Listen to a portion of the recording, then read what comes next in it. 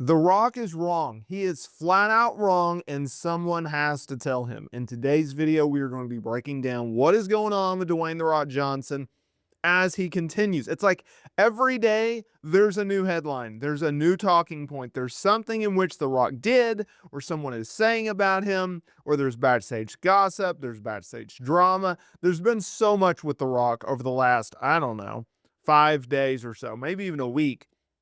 So it all kicks off with the fact that he claims on the Pat McAfee show that, and he really set the tone. So cliff notes here. He claims, hey, TKO CEO Ari Emanuel calls him up. Hey, Dwayne, we need you to be at Elimination Chamber. Ticket sales are poor. That's factually wrong. They were selling fine. No problem. Whatever. He's like, all right, great. I'll come up with the storyline. He does so.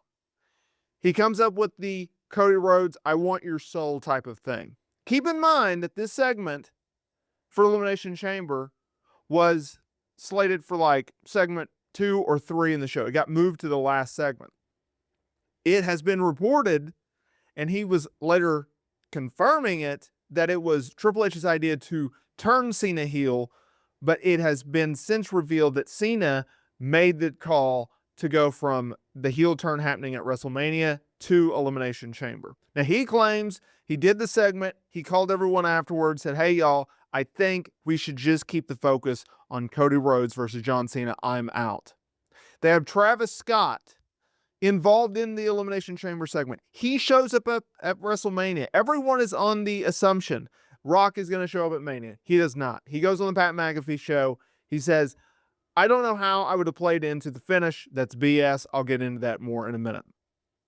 Since then, he has defended his comments, and he's taken the approach, oh, enjoyed the show. Similar to what Triple H echoed on WrestleMania weekend, right? Telling people to shut the F up.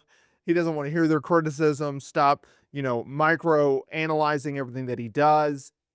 Dude, you're talking about fans. Fan is short for fanatic, okay?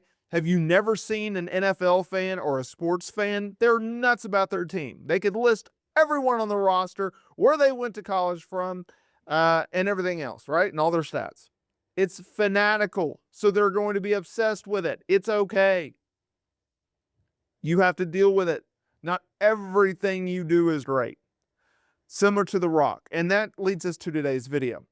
So Fightful comes out with a report, and it was talking about how the backstage reaction in WWE, it's not even like frustration that The Rock wasn't at WrestleMania. It wasn't frustration about his comments.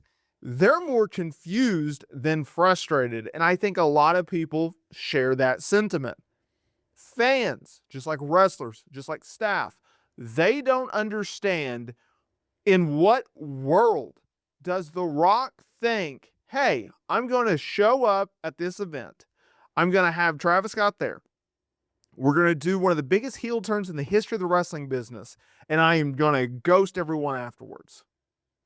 That is like Hulk Hogan doing the NWO turn and not being on Nitro the next night or weeks afterwards, and Kevin Nash and Scott Hall just showing up. On what planet do you think, A, that's a good idea, and B, that people are not going to be pissed at you for not showing up at Mania? Then there was the notion that, hey, okay, you don't want to be at Mania for whatever reason, fine. But WWE talent and staff were like, hey man, can't you send out a tweet? Can you post on IG WrestleMania this Saturday and Sunday, yada, yada, yada. Here's the details. Nothing. Yet, they took notice of, okay, you don't promote the event, but literally, 2 days afterwards, you go on Pat McAfee show, and you're like, well, I understand the finish of the main event, but I would have done things a little differently. And, well, they needed me for Elimination Chamber, and there's no mention of Triple H. So everyone and their dog thinks that there is heat or issues between The Rock and Triple H. This goes back to their WWE days, right? The Attitude Era days. Rock did not get along with, Shawn Michaels and Triple H. Shawn Michaels and Rock, off the top of my head, I don't think they ever worked together. If they did, someone will let me know in the comments here below. Maybe a house show or something like that. Now, Triple H and The Rock, they worked a ton, but they were really bitter rivals. Both guys have talked about that, about how they did not get along. A lot of people have thought it's weird that they're all lovey-dovey towards each other now, considering their back history.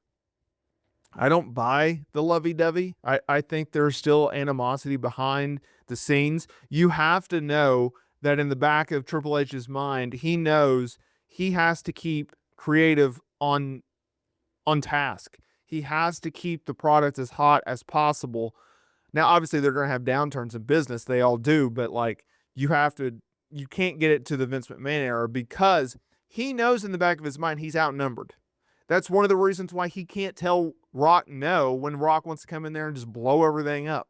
He knows that Rock is good friends with Ari Emanuel. He knows he's best friends with Nick Khan. Those are the two most influential people in this company. I mean, Ari Emanuel essentially owns the company, right? Nick Khan pretty much runs the company. So he's outnumbered. And if there's going to be a day where Rock's like, hey, you know what? Let me be the face of the company. And Brian Gewirtz, former lead writer of WWE, his right-hand man in Seven Bucks Productions, he can run creative. They're going to sign off on that, right? So you know that Triple H has this in the back of his mind. All I'm saying is, can someone please go out there and be like, Rock, you tried to just jump into the scene last year. You tried to do the Roman Reigns match. It did not work. Fans were pissed. They pushed back. You had to pivot. Bravo to him for doing so. Okay? You come in. You do this weird storyline with Cody Rhodes. You are talking about on Instagram. You're responding to people. Dave LaGreca of Busted Open Radio, who went on an epic rant about this scenario. You're responding and telling people, hey, everything in pro wrestling, it's a work. Interviews, matches, anything and everything about the business in the business is a work. And it's like, so were your actual comments about, Ari Emanuel calling you, was that a work? What, ticket sales being down, was that a work? You saying that, oh, I think it was best that I step out of the story, was that a work? Are you BSing everyone? Like, he has not had a very good PR week. He really, really hasn't. I think his best course of action is to shut up. But at the end of the day, it may be in a week's time if he doesn't say anything, this dies down. But this man has been in the headlines every single week, and people are eating it up. Social media engagement is up. Google traffic is up. YouTube searches up. People are interested in this because it's The Rock and it's drama, and that's two components that absolutely sells and sells every freaking time.